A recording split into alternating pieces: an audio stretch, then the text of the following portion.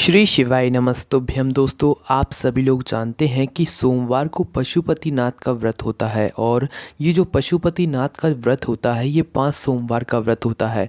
आप सभी लोगों के मन में बहुत सारे सवाल आते हैं जो कि आप हमारी वीडियो के नीचे कमेंट करते हैं और हम आपको उनका जवाब भी देते हैं। अगर आपके मन में भी कोई प्रश्न है आपके पशुपतिनाथ व्रत को लेकर तो उसे आप हमसे इस वीडियो के कमेंट सेक्शन में जाकर पूछ सकते हैं।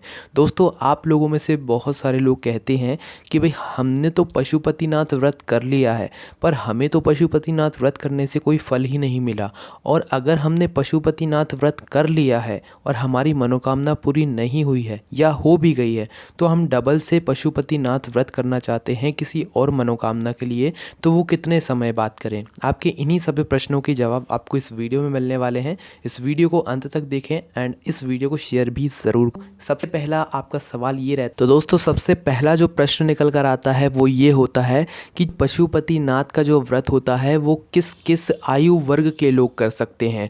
तो इसका जवाब ये है कि पशुपतिनाथ का जो व्रत होता है जो अपनी मनोकामना के लिए किया जाता है, ये व्रत सभी आयु वर्ग के लोग कर सकते हैं। कहने का मतलब है कि अगर कोई बच्चा है तो बच्चा भी इस पशुपतिनाथ के व्रत को कर सकता है अपनी किसी मनोकामना के लिए। कोई नवयुवक है वो भी इस व्रत को कर सकता है। आपके दादा दादी हैं, कोई भी इस व्रत को धारण कर सकता है। किसी भी आयु वर्ग के व्यक्ति इस व्रत को धारण कर सकते हैं, कोई दिक्कत नहीं है। पर इस व्रत को धारण करते समय आपके मन में विश्वास होना चाहिए और आपके मन में भाव होना चाहिए, आपके मन में श्रद्धा होनी चाहिए।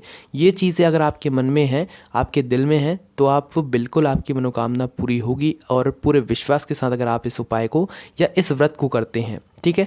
तो और दूसरा प्रश्न अब ये निकल कर आता है कि जो पशुपतिनाथ का जो व्रत होता है वो हमने कर तो लिया है पर अभी तक हमारी मनोकामना पूरी नहीं हुई है। खुद श्री पंडित प्रदीप मिश्रा जी इस बात को कहते हैं कि आपने पिछले जन्मों में या कुछ समय पहले कुछ ऐसे काम किए होंगे जिसको जो है यहाँ पर भगवान भोलेनाथ दबाने की बहुत कोशिश कर रहे हैं, उन्हें भूलने की बहुत कोशिश कर रहे हैं, तो उसमें थोड़ा टाइम लग सकता है।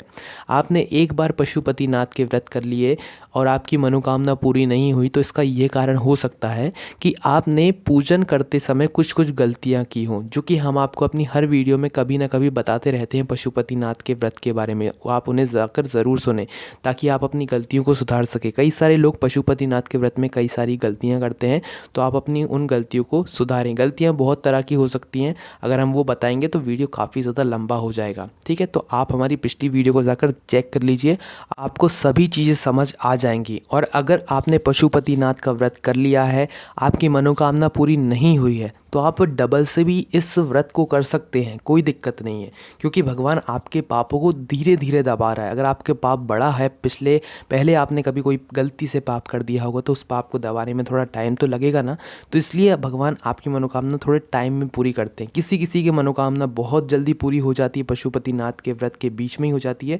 उसका सबसे बड़ा कारण ये होता है कि वो लोग पूरे विश्वास से इस व्रत को करते हैं, भगवान पर उनका विश्वास होता है और पूरी श्रद्धा होती है, इसलिए उनका काम पहले ही हो जाता है। पर आपकी नहीं हुई है तो टेंशन मत लो, आप डबल से पशुपतिनाथ का व्रत करो। अब एक और प्रश्न निकल कर आता है सभी लोगों का कि हमने एक बार पशुपतिनाथ का व्रत कर लिया, हमारी मनोकामना पूरी हो गई है या नहीं भी हुई है, अब हमें डबल से दोबारा से पशुपतिनाथ का व्रत करना है, तो वो कितने समय के अंतराल के बाद करना चाहिए। तो खुद श्री पंडित प्रदीप मिश्रा जी ने कहा है कि एक बार आपने पशुपतिनाथ का व्रत कर लिया है, आपकी मनोकामना हो गई है या नहीं हुई है वो आपके ऊपर निर्भर करता है। अगर आपकी मनोकामना हो भी गई है, नहीं भी हुई है, तो भी पशुपतिनाथ व्रत करने के बाद 2 से 3 महीने तक बीच में गैप देना चाहिए। उसके बाद फिर दूसरा पशुपतिनाथ का व्रत शुरू करना चाहिए। और पशुपतिनाथ का व्रत एक बार में एक ही मनोकामना के लिए किया जाता है, और अगर आप लोग दूसरी मनोकामना के लिए पशुपतिनाथ का व्रत कर रहे हैं तो आप लोगों को दूसरा व्रत रखना पड़ेगा अपनी उस मनोकामना के लिए। तो ये ऐसे प्रश्न थे जो कि आपको जवाब नहीं मिल रहे होंगे, हमने आपको उसका जवाब दे दिए हैं। तो अगर अभी भी आपका कोई ऐसा प्रश्न है जो कि सबसे अलग है, हटकर है, तो उससे आप हमसे कमेंट करके पूछें।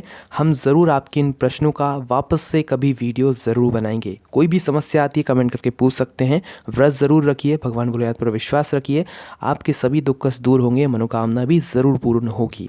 ओम नमः शिवाय, जय भोले बाबा, श्री शिवाय नमस्तुभ्यम।